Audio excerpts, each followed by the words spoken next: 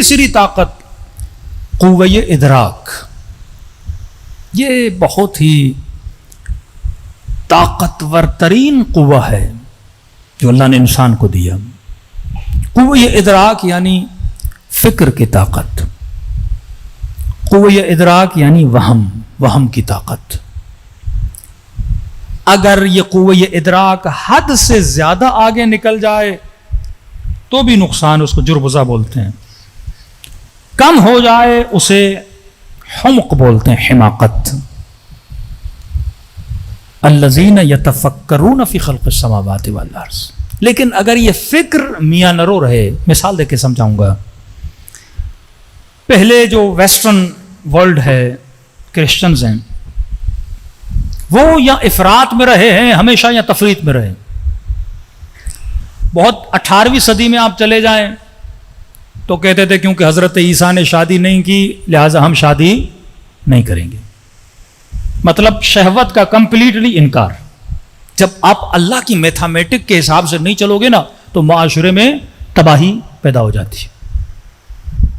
یہ کیوں LGBT, مرد کا مرد سے نکاح, عورت کا عورت سے, یہ کیوں ان چیزیں ان کے معاشرے میں زیادہ جنم لے رہی ہیں؟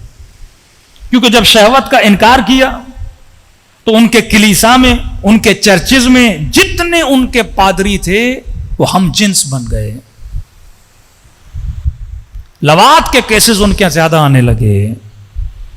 جو بچے وہاں پڑھتے تھے ان کے ساتھ بدکاری کے کیسز سینکڑوں کی تعداد میں رپورٹ ہوئے. کیوں؟ کیونکہ انہوں نے ایک فطری چیز کو روکا, اسٹاپ کیا, خلاف عقل. یہی کام بدھسٹ نے کیا, بودا کے ماننے والوں نے. شادی نہیں کرنی. شادی کا جب انکار کیا, آج سب سے زیادہ بے دین معاشرہ جو دین کو لائق نہیں کرتا, سیکولر بن چکے ہیں, وہ کرسچن سوسائٹی ہے. کیوں؟ فطرت کا انکار کیا نا. فطرت کا انکار کرو گے تو لوگ دین گریز بنتے ہیں, دین سے بھاگ جاتے ہیں. ایک تو شہوت کا انکار, دوسرا انہوں نے غضب کا انکار کیا, غصے کا. پہلے وہ کہتے تھے اگر کوئی, وہ گاندھی والی پالیسی, کوئی ایک تھپڑ مارے اگلا گال آگے کر دو. یہی پالیسی بدھسٹ کی ہے. مارنا نہیں, خون نہیں بہانا, چاہے قتل ہو جاؤ, مر جاؤ, اپنے دفاع کے لیے تلوار نہیں اٹھانی. غضب کا بھی یوز ختم کر دیا انہوں نے. تیسرا تھا ادراک, فکر. بڑے بڑے فلسفر, بڑے بڑے سائنسدان ان میں بنے. گیلیلیو مشہور ہے, اس نے کہا زمین سورج کے گرد گھومتی ہے, کہ خبردار اگر یہ بولا ہے تیرا سر قلم کر دیا جائے گا. اور کئی سیاستدان انہوں نے کیا کیے, قتل بھی کر دیے. بڑے بڑے چپ ہو گئے. ایک وقت ان کا وہ گزرا, شہوت کا انکار, غضب کا انکار, ادراک کا انکار, فکر کا انکار. سوچنے نہیں دیتے تھے. اور یہی سوچ آپ دیکھتے ہیں بعض شیعہ مخالف گروہوں میں پائی جاتی ہے کہ اگر کوئی بچہ سوال کرے, نہیں اس ٹاپک کو نہیں چھیڑنا, تاریخ کے سبجیکٹ میں نہیں جانا, یہ چیز نہیں پڑھنا, یہ چیز نہیں بولنا, شیعوں کی مجلسوں میں نہیں جانا, شیعہ سے نہیں ملنا. ہاں, یعنی روکنا روکنا روکنا. اور جتنا روکتے ہیں, فطرت انسان ہے, اتنا آگے بڑھتا ہے. یہی پاکستان کا حال دیکھیے. وہ جتنا ایک بندے کو دبا رہے ہیں, بندہ اتنا ابھرتا جا رہا ہے. اگر آپ اپنے حال پہ چھوڑ دو, ساری چیزیں کیا ہو جائیں, صحیح ہو جائیں. فطرت انسان ہے. آپ ایک بچے کو بولو گے نا بیٹا بڑا خطرناک جگہ وہاں جانا نہیں, تو تجسس پیدا ہوگا, وہ بار بار اسی چیز کی طرف آگے. فطرت انسان ہے. آپ روکو گے, انسان رکنے کا نام نہیں لیتا. پہلے اسلام کہتا تھا آگے آؤ, مسیح آگے نہیں آتے تھے. اب اتنے آگے نکل گئے, ہم کہتے ہیں پیچھے آؤ, کوئی پیچھے نہیں آتا. شہوت انتہا, غضب انتہا, ادراک انتہا پر. کوئی بھی فلم اٹھا لیں آپ ہالی ووڈ کی, شہوت سے بھری ہوئی, اور یعنی ننگا پن, فحاشی عروج پر, شہوت عروج پر. اور ان غلاظتوں تک جا کر پہنچے ہیں جہاں تک انسان تصور بھی نہیں کر سکتا. شہوت کے اس مقام پہ جا کے وہ پہنچے ہیں کہ انسان کو گھن آتی ہے ان لوگوں سے. غضب میں اتنے آگے نکل گئے ہیں یہ لوگ کہ ہر فلم میں قتل, غارت, مار دھاڑ, کٹائی. اتنے غضب میں آگے نکل گئے کہ ایک بٹن دباتے ہی, ایٹم بم پھینکتے ہی 60,000 لوگ لقمہ اجل بن گئے. یہ وہ انسان ہے جو عقل سے آری ہے. یہ وہ انسان ہے جو غصے میں اتنا آگے نکل جاتا ہے. آج تک کوئی شیر بھی دیکھا ہے وہ اس طرح چیرے پھاڑے؟ ایک ہرن مارے گا، 2 ہرن مارے گا، پیٹ بھر جاتا ہے، چپ کر کے شیر بھی بیٹھ جاتا ہے. اولئک کالانعام بل ھم اضل. یہ حیوان ہے نہیں بلکہ حیوان سے بدتر ہے. شیر ایک ہرن کھاتا اپنی ضرورت کو پورا کرنے کے لیے. ایک بٹن 1 سیکنڈ لگا تھا ایٹم بم کو پھینکنے میں، 65,000 پیپل مر گئے. دوسرا ایٹم بم پھینکا، 95,000 لوگ مر گئے. صدام نے 1992 میں 5 لاکھ شیعہ عراق میں قتل کیے. 5 لاکھ. ایران عراق کی جنگ میں 2,20,000 شیعہ قتل کیے. یہ وہ انسان ہے جب اپنے غضب پہ کنٹرول نہیں کرتا. آج فلموں میں دیکھیں گے شہوت انتہا پر، غضب، قتل، غارت، گولیاں انتہا پر، قوہ ادراک بھی انتہا پر ہے. اس قدر فکر کو آگے لے گئے ہیں، اس قدر امیجنیشن، قوہ ادراک اور تصور کو آگے لے گئے کہ فلم میں آپ دیکھتے ہیں زمین سے بھی جانور نکل رہے ہیں، آسمان سے بھی. یہ ساری فلمیں کیسے بنتی ہیں؟ قوہ ادراک سے. اب اس نہج پہ پہنچے، کہتے ہیں فکر انسانی کو وحی کی ضرورت نہیں ہے، فکر انسانی کو قرآن کی ضرورت نہیں ہے، فکر انسانی کو خدا کی ضرورت نہیں ہے. ہم جہاں چاہیں اپنی فکر کے ذریعے سے پہنچ سکتے ہیں. اسلام کہتا ہے نہیں، فکر بھی وہاں تک جا سکتی ہے جہاں تک اس کی طاقت ہے. حد سے زیادہ جاؤ گے پاگل ہو جاؤ گے. دن رات فرماتے ہیں ذات خدا میں سوچو گے پاگل ہو جاؤ گے.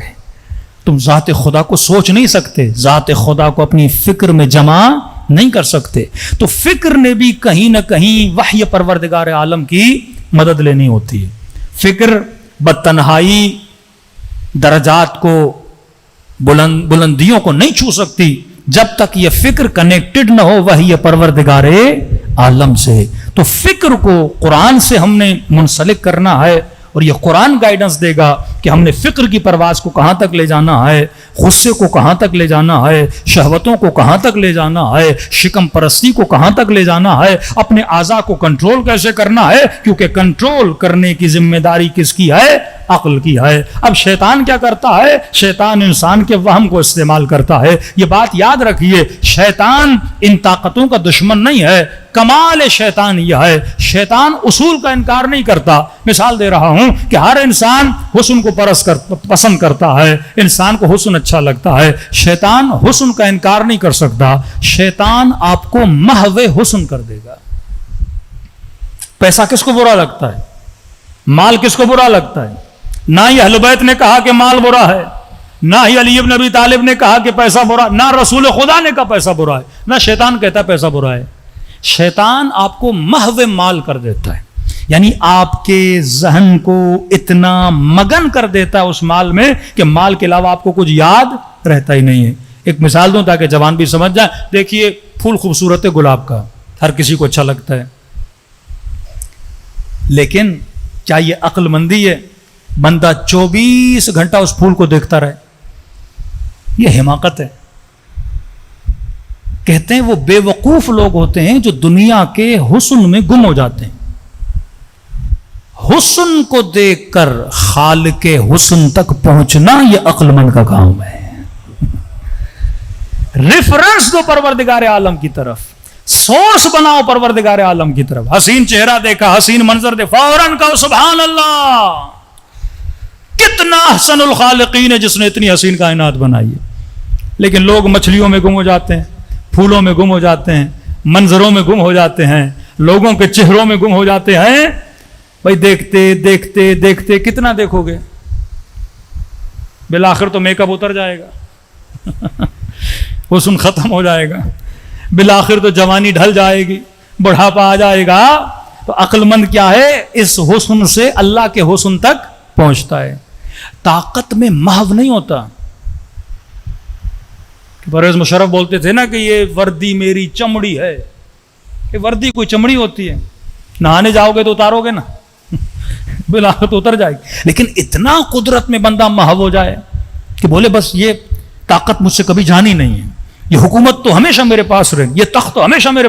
کوئی چیز دائمی نہیں ہے. وَيَبْقَى وَجْهُ رَبِّكَ ذُو الْجَلَالِ وَالْإِكْرَامِ. آیت اللہ العظمیٰ بہجت، اللہ ان کے درجات کو بلند کرے، ایک پیارا جملہ فرماتے تھے تعلم اتنا اہم نہیں ہے. آپ مجلسوں میں آتے ہیں نا تعلیم کے لیے، تعلم کے لیے چیزیں سیکھتے ہیں، نماز واجب ہے، روزہ واجب ہے، خوش اخلاقی، ہاں یہ ساری چیزیں. کہتے ہیں تعلیم تو بہت لوگوں کو ہے، عمل نہیں ہے لوگوں میں. عمل کے لیے تذکر بہت ضروری ہے.